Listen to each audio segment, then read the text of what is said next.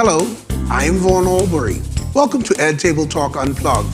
It's a 30-minute television show produced by the communications section of the Ministry of Education and Technical and Vocational Training.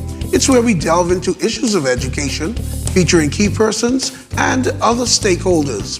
As we embark on the 2022-2023 school year, it is important to acknowledge the big elephant in the room, COVID-19. It is still a factor affecting daily life. However, though, unlike 2020 and 2021, the 2022 school year ended on a high note, with more and more schools opening to the traditional and proven form of education, face-to-face instruction. And with a new variant, BA.5, emerging, health officials are certain that COVID-19 will be with us for some time. Thus, the Ministry of Education and Technical and Vocational Training's policy holds true that though face-to-face instruction is the preferred mode of education, the ministry will continue to be guided by the advice of the Ministry of Health and Wellness, meaning if the COVID numbers continue to climb, the Ministry of Education and Technical and Vocational Training can revert to hybrid or full virtual instruction. Our guest today, Dr. Marcellus Taylor, is the man responsible for guiding the Department of Education to meet its goals today and beyond. Welcome, Director. Sir, our topic is an overview of the new school year. However, please give us your take on the 2021-2022 school year, a somewhat difficult year with COVID-19 still impacting the nation's 42,000 public school students. Your take? Yes, well, this academic year that we're concluding was quite a challenging year, but I would say that generally our colleagues were up to the task. School administrators, people at headquarters, and teachers, and even students buckled down in a lot of instances to try to make the best out of the year. As you will recall, and your viewers will recall, we began the academic year, the first term, completely in the virtual modality. And while in the virtual modality, we had a certain level of engagement that we're not so pleased with, but it was the best that we could do at that time. So about 70% of our students came on a fairly regular basis. But when 70% are on, that means 30% were not engaged the way they ought to. But we finally got clearance from the Ministry of Health to be able to go into the on-campus learning mode. We started that at the end of January, where all the government schools across the Bahamas were open, either completely face-to-face with all the students coming on campus, or with some hybrid model being engaged. And we were able to run that for most of the academic year once we went into that form in February or end of January. So, for us, it's more ideal to have all our students on the campus. We didn't have it when we could not because of the situation with COVID-19, but we're looking forward to the upcoming academic year. And we have all hope that Ministry of Health will permit us to enable all the students to come on campus, because we know this is the best modality for us at this time. That's not to say that if we had to revert to hybrid or virtual that we would not do it, because if they become the only options available, we will pursue it, because our goal is, despite the health situation, to make sure that education continues. So again, I'd like to thank everybody for the hard work that they did to have the level of success that we did have in this academic year. This was I call it a test year, because you passed, because now these students have the skill of how to engage virtually. Yeah, we think we've come a long way with virtual learning and the integration of virtual learning into the mainstream of learning. And we see it as an alternative for students in particular circumstances. For instance, even before COVID-19, we'd commenced a virtual school which deals primarily with students in remoter parts of our country. so that if they don't have access to certain teachers and certain subjects, they can still gain it through the virtual technology that exists. Also, we had to use it in situations where students were in emergency situation. So immediately after Dorian, we were able to engage the virtual school to provide education to those students who didn't have the infrastructure on the ground. It can be used for students. We got an application the other day from a student in Grand Bahama who is a competitive swimmer, who was a student there and wants to go into the United States to pursue his swimming more deliberately. But he wrote in, or his family wrote in on his behalf, so that he could participate in the virtual school because he's going to be living in Florida. And he wants to complete his Bahamas he wants to complete his education in a Bahamian school. So there are so many different ways in which virtual learning can assist and support the learning, although we don't see it as necessarily replacing having to teach in the classroom. We see it as complementary to that. And so the work that we have done over the years is making us stronger and better at that. And then that will now be a part of our arsenal that will make us better able to provide a quality education to our students. You also brought up the point that most of your students were engaged, but there, you say, as high as 30%. I note that our Minister Glennis Anna Martin, calls education present challenges a crisis where we need all hands on deck. What kind of numbers are we talking about when we talk about persons not engaged in virtual education or any form of education for the past 2 years? Well, remember now, you had some students who were not fully engaged in virtual, but we did have a number of months where we were on campus. And so, these numbers, they fluctuate based on the circumstances. What my synopsis of it is, relates to the ability of homes to support learning or not. And some homes have that more of that capacity than other homes. And so when we have all the students on the campus, we take over those responsibilities that the home would have to deal with if we are virtual. And so we see, of course, much greater and much better participation when students are on campus. Right. Now also, tell us about the thrust to go and find those missing students, the collaboration with other stakeholders to actually find them, to do something about the situation. Yes. Well, in the first instance, we were able to know that we had this problem because the students who were registered in the EMIS, we look at their attendance, and their attendance was sporadic at best, or they were not attending. And so with that information and with that knowledge, the Minister of Education called for a task force to deal with the issue of finding and bringing students into the school who were not participating. And that committee involved a number of different key stakeholders, and those stakeholders, along with education personnel, in the first instance, took that information that we had about those missing students and walked into the community and actually encouraged people to send their children to school, and asked others in the community to also be a part of monitoring what happens, so that you live next door, your children are grown, or your children, you don't have any school-age children, but you know that the people next door are not sending their children to school. You also have a part to play, because as we have said over and again, education is everybody's business. And so the churches were also involved, and some of them have committed to long-term engagement, so that it's not only an issue of going out on the walkabouts, but it's reminding congregants of their responsibility to send their children to school, is supporting families if they have deficits, whether it be financial deficits or other deficits in getting their children to school, and so on. And so we hope to continue to work with the various partners. Most recently, we have sought to engage more persons to work as school attendance officers, because their job as school attendance officers is to go around and to ensure that students are mobilized to be able to come to school.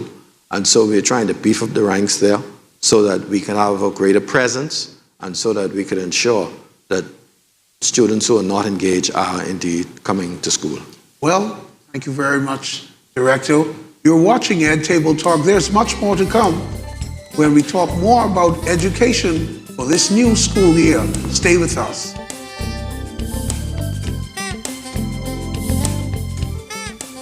The Bahamas Learning Channel, streaming programs through your computer, broadcasting live on your television screens, available at your convenience through your laptop, viewable with the swipe of your finger on your tablet, and visible on the move by means of your smartphone. The Bahamas Learning Channel. All day, every day. Education is in the click. Is in the click. Is in the click.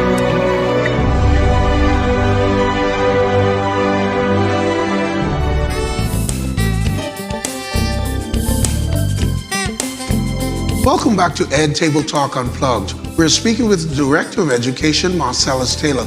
Director, you were talking about school attendance officers. So I want you to expand on that. There are job openings, and the role of these school attendance officers is what? And will they be out in the community? Right.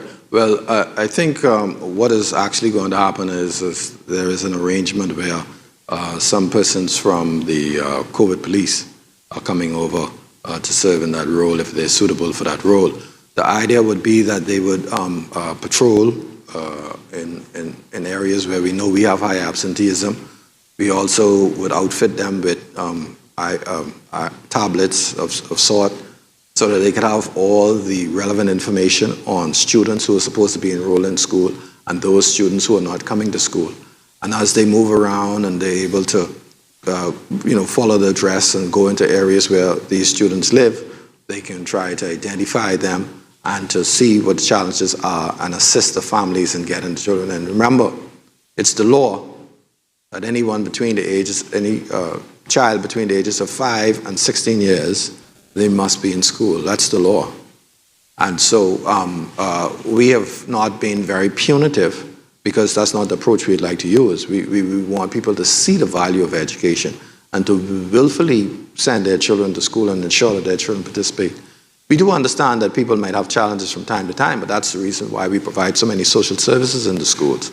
So for instance, if students qualify, they get free lunch, they get uniform assistance, they get book assistance and so on. And so even if they have challenges with paying exam fees, once this is brought to the attention of the school administrators as a process, but they can get fee waivers, etc. And so we would not want these type of economic realities to be obstacles to students getting an education, because if they are, then the cycle is not broken, and we want everybody to have a chance to self-actualize. And so beefing up the school attendance officer ranks will enable us to do a stronger job of supporting families to get their children in school. And we don't want people to see them as someone to run away from. We want people to embrace them as agents of change who can help to make the situation better for all. On the flip side of that, the economic crisis produced by COVID has made it almost an imperative that children go out and work. What should parents be doing? Because there are children working, and sometimes they do not go to school. Well, again, as I say, it's the law that the students should participate in schooling. We do understand, and this is an age-old thing where, typically young boys, but perhaps even girls, go and get a job at a food store, at a restaurant, washing dishes or whatever, to support their families. We do not have any opposition to that because survival is survival. But we still believe that families should ensure that their children engage in the educational process. As a matter of fact, that's part of the reason why we have the social assistance, to take the edge off and to help families. It wouldn't necessarily remove all the expenses from families, but it would make it a little bit more manageable. But you have to, in this life, you have to think short term, but you have to also think mid-range and long term. And you have to, as a parent, think, is how important is it for my child to negate their education for a job? And what is it that they're doing with the money? Some of the things that we do with the money perhaps might not be worth it to make that trade-off. And in some instances it is. So, if people feel that they do have these challenges, economic challenges, and they feel that they don't see the way out, I advise them to either go to the school, speak with the guidance counselor, or come to the Ministry of Education and speak to our people in the special services area who can then provide guidance and support. Just as a follow-up to that, I know that there is summer school with children in uniform. Mandatory? A number of parents, are you pleased with a number of parents who place a value on education? Yes, well, the summer school has been put in place to help students with recovery of any lost learning that they experienced, and also to support students who were struggling students in any event. We are pleased with the number of students who are participating. We may have to make some adjustments based on some of the capital works that are being done, but it's our intent to see how best we could make the two coincide, because we obviously have to get the schools ready for August. But the turnout so far has been good with summer school. Students are in their uniforms and anxious to come. And it speaks to the fact that even students at very young ages realize that this is good for them. So, well, we've come to our second break, and you're speaking with the Director of Education, Marcellus Taylor. You're watching Ed Table Talk Unplugged. There is still more to come. Stay with us. Yeah.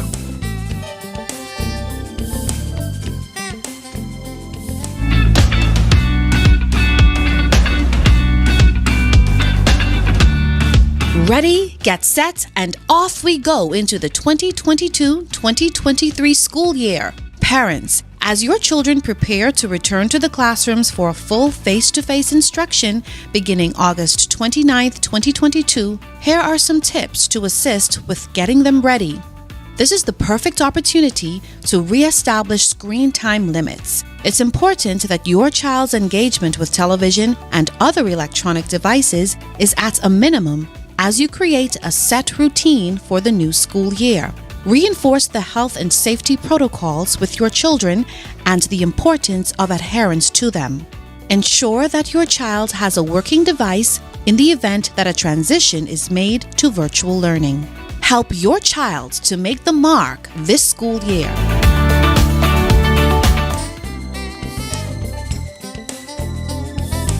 Welcome back. This is Ed Table Talk Unplugged, and we're speaking with the Director of Education, Marcellus Taylor. So we were talking about summer school, the jobs available, school attendance officers. Now I want to go into, we've had successes in the past school year. There were a little bit of hiccups. The report cards. Tell us about what happened, what transpired, and what corrected it. Right, well, with the report cards, we had a report card day set, and we were not able to make the deadline. We were not able to make that deadline because we converted into a new system, and where in the system we put all the grades, all the attendance information, and it will automatically generate the reports. But as technology is, and it's new for us, we had a couple of hiccups. So we delayed the report card day by 2 weeks. In the process of that 2 weeks, we were generally able to correct all of the problems that we had, and we were able to administer report card day 2 weeks to the day that we were supposed to. I think what is important for people to realize is that we made an attempt on this last year to generate the report cards using this system. And last year, only 2 schools were able to generate their reports. This year, although we were delayed 2 weeks, over 150 schools were able to generate their reports. And so while it may have created some inconveniences, we are pushing forward with modernizing the way in which we deliver our services. And next year, or next time we do the report cards, it is our hope that we will be able to do it on time, have every school generating the reports without errors, and even to the point where the report cards can be emailed and accessed digitally by the parents, so that that process becomes more in line with the 21st century in which we live. And so, we are pleased with the fact that we have made that advancement. We do apologize for any inconvenience caused, but we certainly are happy that we are moving forward. And with that, we also want to have parents to register so that they can access the EMIS. And in accessing the EMIS, they would be able to see the grades for their child posted after the child completes every assignment. And why that's important is because it gives parents and students an opportunity to monitor their progress, so that you don't have to wait until report card day to see if your child is in trouble, or your child needs to improve, or your child didn't submit some homework or whatever. These things can be known if you monitor, go on every week, go on every couple of weeks, and see that your child is turning in assignments. See that your child is going to school, right. First instance. That's right. See that they're turning in assignments. And then if there are any questions or queries, contact the teacher and get these things sorted out well in advance of any report card day. Well, in talking about homeschools, are they included in that equation you just spoke of? No. Tell us about homeschools quickly. Yeah. So in 2016, the Ministry of Education finally developed a policy that permitted parents to school their children at home. And I deliberately say it that way because that is what homeschooling is. When the parents have responsibility for the schooling of their children, the direct responsibility. They might bring in a tutor to help them with physics or some subject that they might have trouble with. But what is not homeschooling is when you send your child to somebody's house who isn't even necessarily a relative or whatever, and that person calls it homeschooling. That's not homeschooling. No, that's a small school. And that school ought to be registered by NACOB. And we don't have any problem with small schools in houses existing, but they do have to go through the registration process. And any parent who is saying that they want their child in this small learning environment, which is their choice and it's fine, should make sure that that entity has been registered by NACOB. And NACOB is the National Accreditation and Equivalency Council of the Bahamas, and it's their job to make sure that basic standards are in place. Tell us quickly your goals for the 2022-2023 school year, the Department of Education. Well, the first goal is to get all the children back in school. Yes. 100% of the children back in school every day, all day, going forward. Another goal of ours is to focus on addressing any gaps in learning that students may have acquired over the course of the last several years with the pandemic, and to bring them back on level where they ought to be. The third goal of ours is to push the infusion of technology into delivery of our services, and we believe that this will make it easier and better for the students as well as the teachers. So in terms of the department, they are the main operational goals that I think, will be focusing on during this academic year. Finally, advice to parents and the students. My advice to parents and students is that, we are here to ensure that our children get the best in terms of quality education. We will do our part as best as we could do it, but this is a partnership. And for it to work, we need your support. And we need you to make sure that you are in tune with all that has to happen. I would also say that those who have the resources should buy a tablet. Buy a tablet, because we, as I indicated earlier, are continuously infusing the use of technology. It has so many benefits, and we want that investment to be made as well. Oh, well, thank you so much. Director, it has certainly been a pleasure to have you on our show, Ed Table Talk Unplugged. But you keep saying it is the engagement of parents that matter also. So thank you so much for putting into us and our children the effort of your team. So thank you very much, sir. And thank you very much for having me. Now, if you would like to receive updates on what's happening at the Ministry of Education and Technical and Vocational Training, visit our website or hit us up on Facebook. Like and subscribe to our YouTube channel and other social media platforms. Again, Thank you so much, sir. And thank you to our viewers who've been watching Airtable Talk Unplugged, a production of the Communications section of the Ministry of Education and Technical and Vocational Training. I'm Vaughn Albury. See you next time.